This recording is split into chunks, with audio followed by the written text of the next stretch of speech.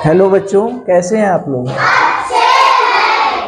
तो कल हम लघुत्तम समापवर्तक समापवर्त निकालना सीखे थे। तो कल जो विधि थी हमारी टाइप 3, वो अपवर्त विधि से हम लोग लघुत्तम समापवर्त निकाले थे। आज भी हम लोग लघुत्तम समापवर्त ही निकालेंगे, लेकिन अपवर्त विधि से नहीं, अभाज्य गुणनखंड विधि से। कौन सी विधि? अभाज्य गुणनखंड विधि।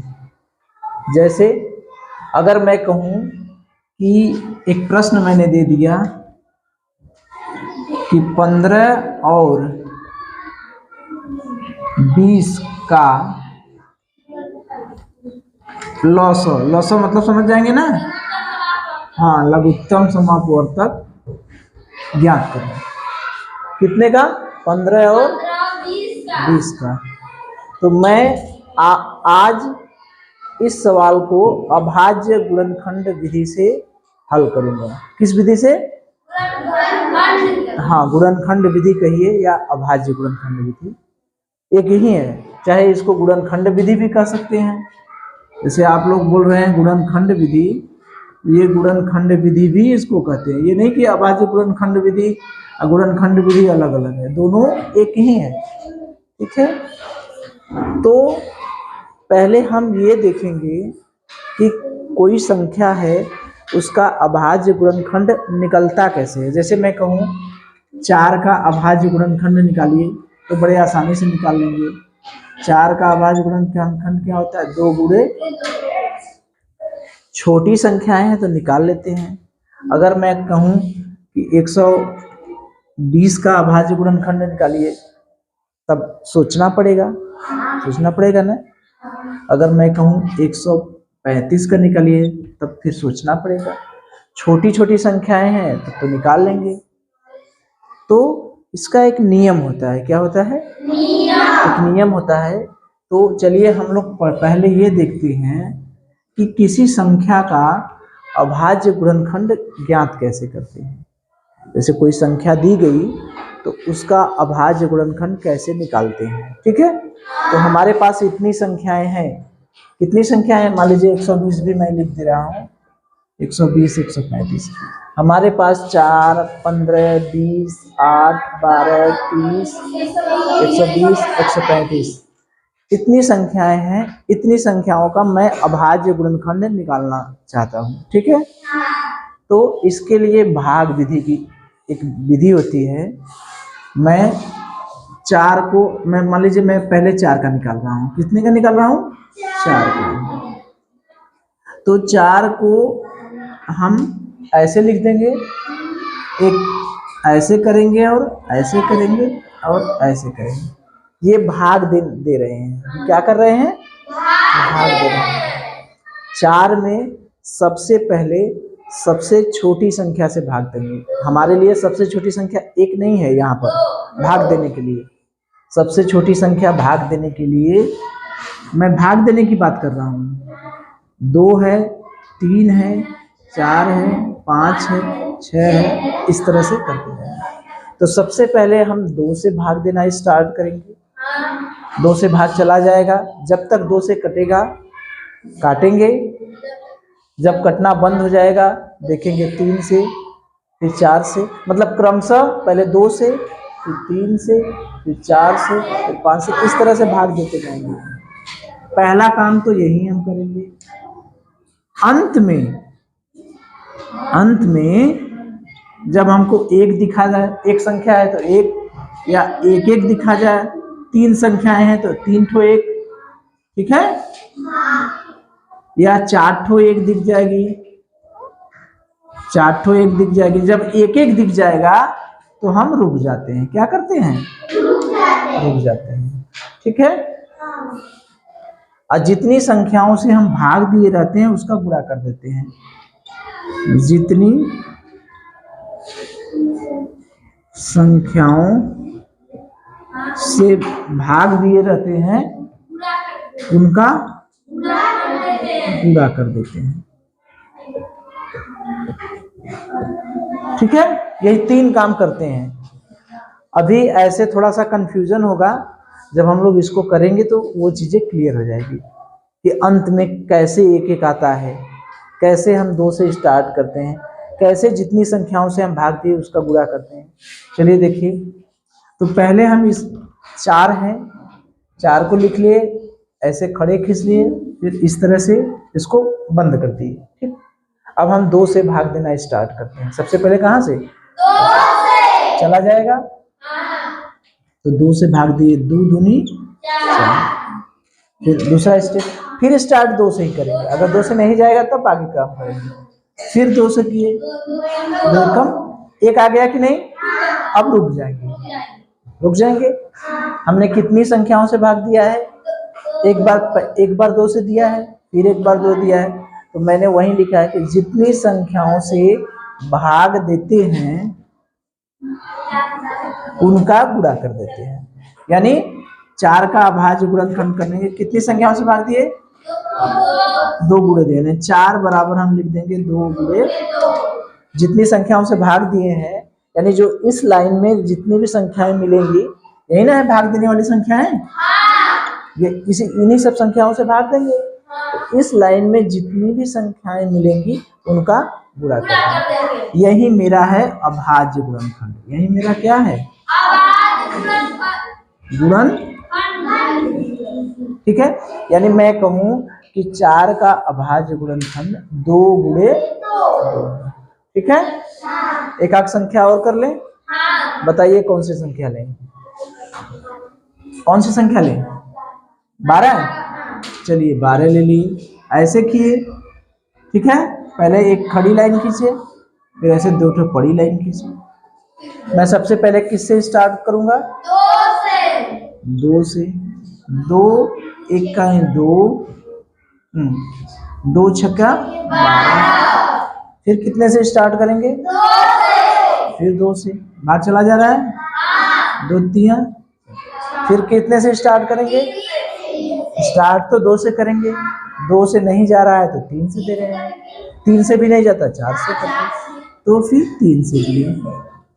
ठीक है, यहाँ पर भी 2 से शुरुआत करेंगे, लेकिन 2 से तो भाग जाएगा नहीं 3, तो किससे देंगे? 3 से। कितना आ गया? 1।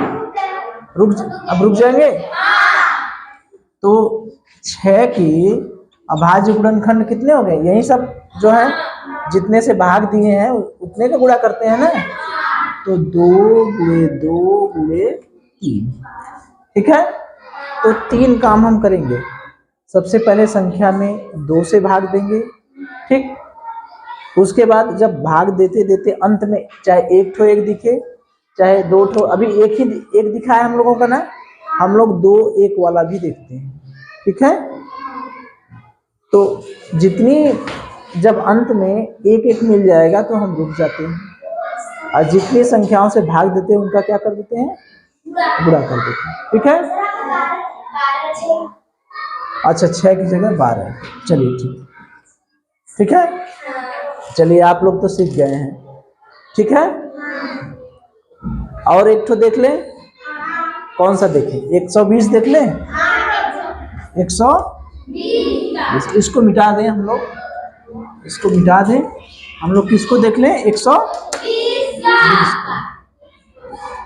चलिए ऐसे खींचे, स्टार्ट कितने से करेंगे? 2 से।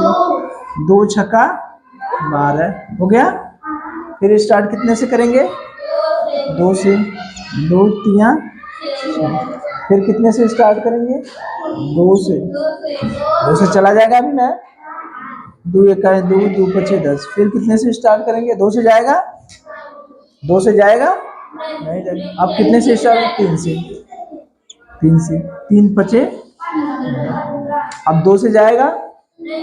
3 से जाएगा? 4 से जाएगा? तो 2 3 4 से नहीं जाएगा, 5 से दे दें।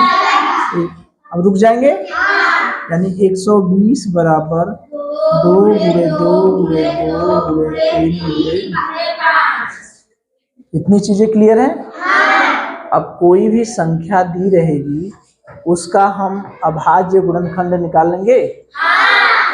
तो ये तो मेरी एक संख्या होगी। अगर मेरे मान लीजिए 2 संख्याएं आ गई, 4 8 एक साथ हो गए, तब भी वही सिस्टम। कोई अलग नहीं करेंगे। 4 और 8 ये तीसरा नंबर है सवाल का, ये मान लीजिए चौथा हो गया।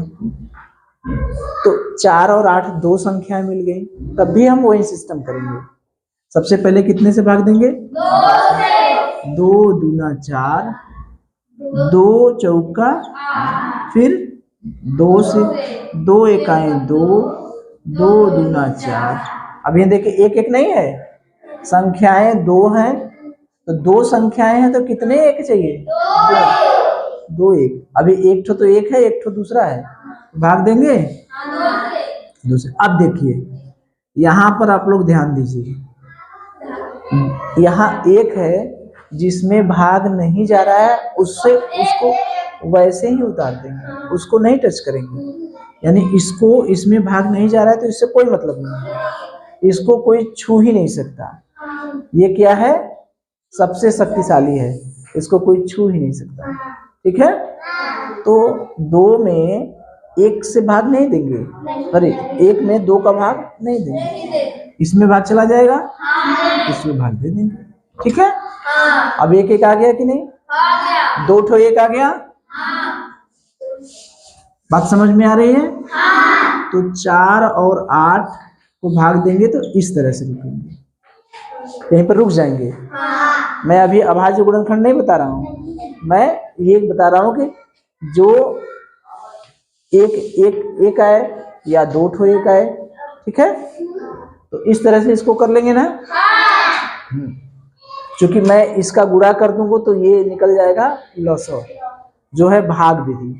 यही सबसे आसान विधि है, इसी पर हम लोग करेंगे। लेकिन आज हम ये विधि नहीं पढ़ रहे हैं, आज हम क्या पढ़ रहे हैं? अभाज्य गुणनखंड। ठीक है, तो 1 ठो 1 आया, 2 ठो 1 आया, 3 ठो 1 आता है, 4 ठो 1 आता है। इस तरह से जब 1 आता है तो इसका मतलब समझ गए कि नहीं आप लोग? तो आज हमको बस केवल ये सीखना है कि कोई संख्या दी गई है तो उसका हम अभाज्य गुणनखंड निकाल लेंगे कि नहीं, ये बताइए। निकालेंगे ना? मैं कहूँ 20 का अभाज्य गुणनखंड निकालिए, निकाल लेंगे? 30 का कहूँ, 135 का कहूँ, निकाल लेंगे ना? तो यहीं पर मेरी बात अभाज्य गुणनखंड की समाप्त हो जाती है। ठीक है, तो अब हम पढ़ेंगे लघुत्तम समाप और निकालना। ठीक है,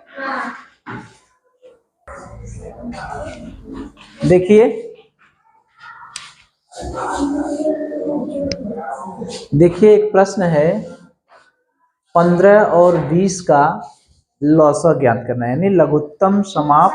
लौसा मतलब लघुत्तम समाप वर्त हमको ज्ञात करना है। किसका? 15 और 20 का। तो हम इसको अभाज्य गुणनखंड विधि से ज्ञात करेंगे। किस विधि से? अभाज्य गुणनखंड विधि। तो अभाज्य गुणनखंड विधि से हल करने के लिए सबसे पहले जिन संख्याओं का लघुत्तम समाप वर्तक निकालना रहता है, पहले उसका हम अभाज्य गुणनखंड निकालते हैं कि 15 का अभाज्य गुणनखंड कितना होगा, 20 का अभाज्य गुणनखंड कितना होगा। ठीक है, तो अभी जस्ट पहले हमने पढ़ा है कि 15 के अभाज्य गुणनखंड क्या होंगे, निकालने का तरीका बताए थे। तो कैसे करेंगे? पहले 15 को ऐसे कर लेंगे, ऐसे कर लेंगे, भाग देंगे, 2 से तो जाएगा नहीं, 3 से जाएगा, 3 पचे, फिर 2 से भी नहीं जाएगा, 2 3 4 से तो जाएगा नहीं, 5 से जाएगा, 1 आएगा तो रुक जाएंगे। तो 15 के अभाज्य गुणनखंड कितने हो गए? 3 गुणे जो संख्याएं रहती है उसका गुणा कर लेते हैं, अभी हम लोग पढ़े हैं। ठीक है, ये तो 15 का अभाज्य गुणनखंड निकाले। इसी तरह से हम 20 का अभाज्य गुणनखंड निकालें, तो 20 को ऐसे बंद कर देते हैं। सबसे पहले कितने से भाग देंगे? 2 से। 2 एकाएं 2, 0, फिर 2 से, 2 पचे 10, फिर 5 से, 1 आ जाएगा तो रुक जाते हैं ना। तो अब इसके अभाज्य गुणनखंड क्या हो गया? 2 ये 2 ये 5। तो ये बताइए यहाँ तक कोई दिक्कत है? नहीं। 15 और 20 का मैंने कहा कि आप लघुत्तम समापवर्त निकालिए, तो 15 का अभाज्य गुणनखंड लिख लिए, 20 का अभाज्य गुणनखंड लिख लिए। यहाँ तक तो कोई दिक्कत नहीं है कि है। अब इसके बाद लौसा जब निकालते हैं तो अब ध्यान दीजिए यहाँ पर, अब यहीं पर आपको ध्यान देने की जरूरत है, ठीक है। तो जो दोनों में कॉमन है पहले उसको देख लीजिए, क्या क्या है जो कॉमन है, इसमें भी है और इसमें भी है, बताइए क्या है। 5 है। चलिए 5 को मैंने ऐसे घेर लिया, यही है ना। और कोई संख्या कॉमन है?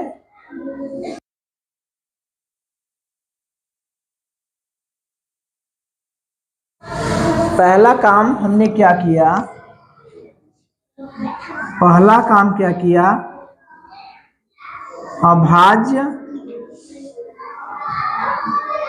गुणनखंड के रूप में लिखते हैं। पहला काम यही किए,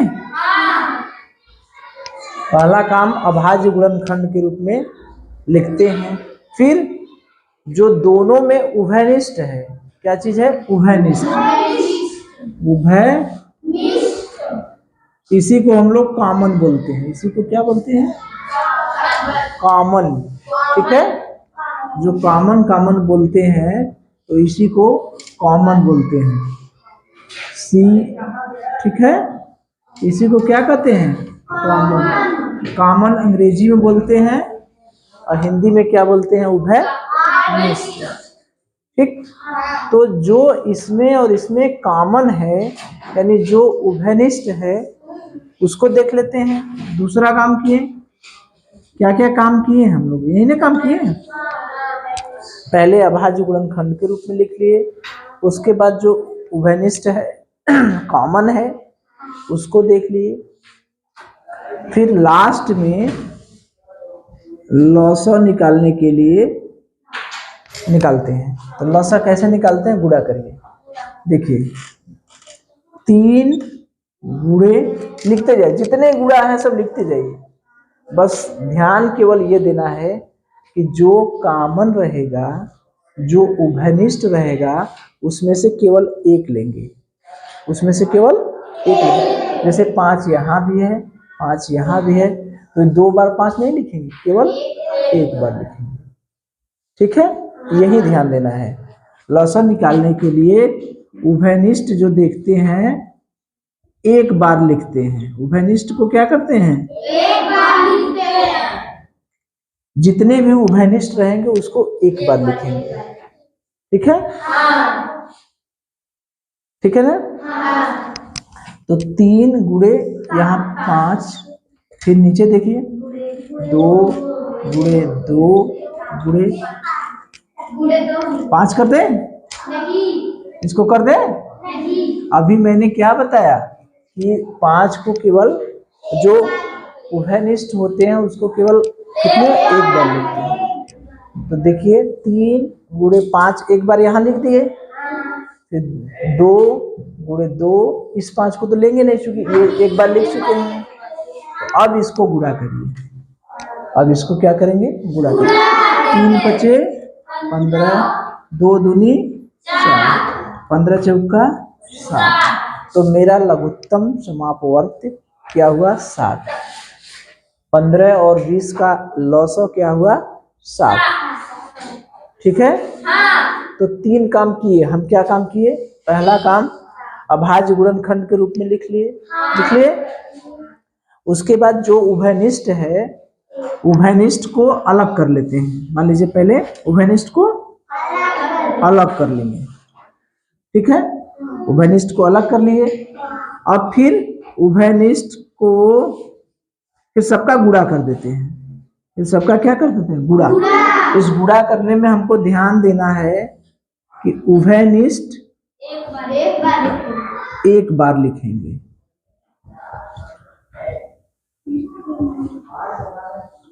ठीक है, दिख रहा है।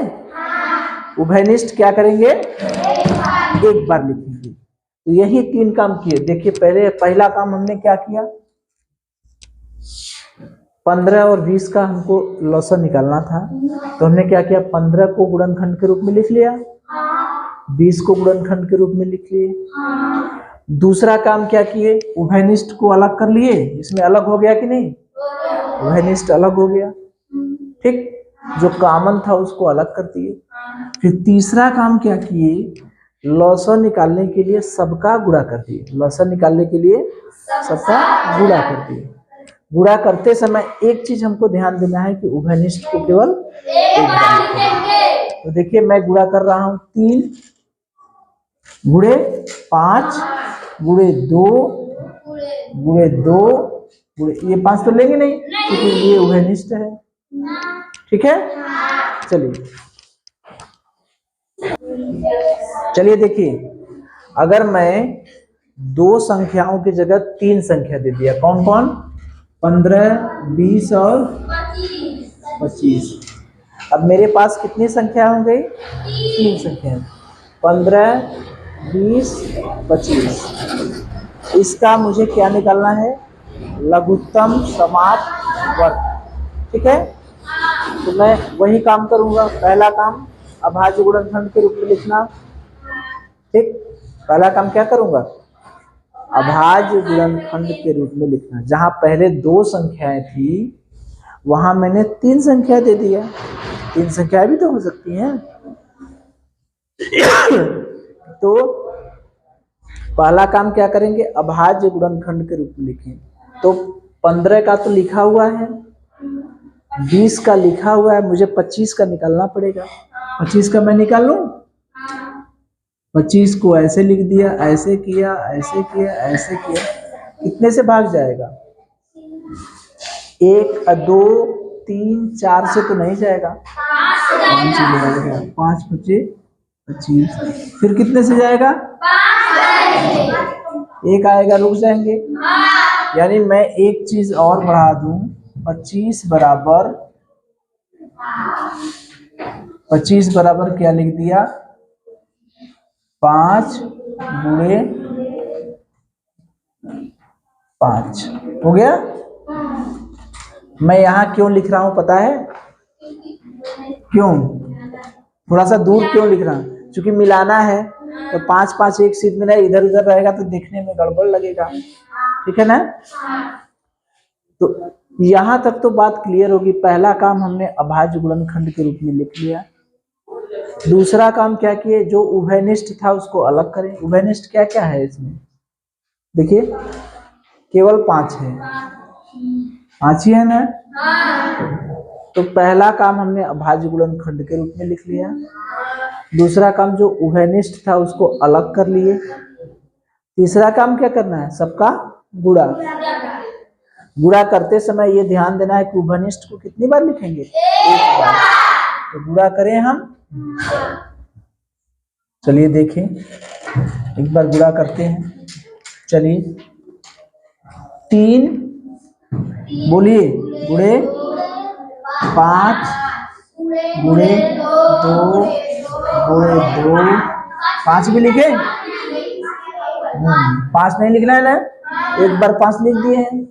फिर नीचे आए, गुणे 5 गुणे, ये कौन सा 5 है, ये वाला 5 है, कॉमन वाला जो उभयनिष्ठ वाला 5 है वो तो यहाँ है। उभयनिष्ठ के अलावा एक 5 बच जा रहा है ना, तो उसको मैंने लिखा है। तो कैसे लिखें, 3 इसको लिखें, एक बार ये तीनों में से जो उभयनिष्ठ है उसमें से एक 5 ले लिए, फिर 2 गुणे 2, ये 5 तो नहीं लेंगे, और एक 5। ये कैसे लिखे समझ में आ गई। चलिए अब गुणा करिए, 3 5 15 गुणे 2 दूनी 4 गुणे 5, 15 चौका 60 गुणे 5, 6 पंजे 300, ठीक है। इस तरह से 2 संख्याओं का, 3 संख्याओं का, 4 संख्याओं का लॉसन निकालना रहेगा, लघुत्तम समाप वर्ग निकालना रहेगा। तो गुणनखंड विधि से, अभाज्य गुणनखंड विधि से निकालेंगे कि नहीं, क्या क्या करना है, अभाज्य गुणनखंड के रूप में पहले लिखना है, ठीक। उभयनिष्ठ जो रहेगा उसको अलग कर लेंगे और फिर सबका गुणा करेंगे। गुणा करते समय हमें क्या ध्यान देना है, यही चीज ध्यान देना है, उभयनिष्ठ को एक बार होमवर्क दे दे। चलिए चलिए देखिए, ये हमने आप लोगों के लिए कुछ होमवर्क दिए हैं, 5 तो दिए हैं। 8 12 8 12 30, 10 15, 10 15 20, 8 12 4 8 12, इसका निकाल लेंगे। बहुत सही, चलिए समझ गए, हो जाएगा ना, बहुत अच्छी।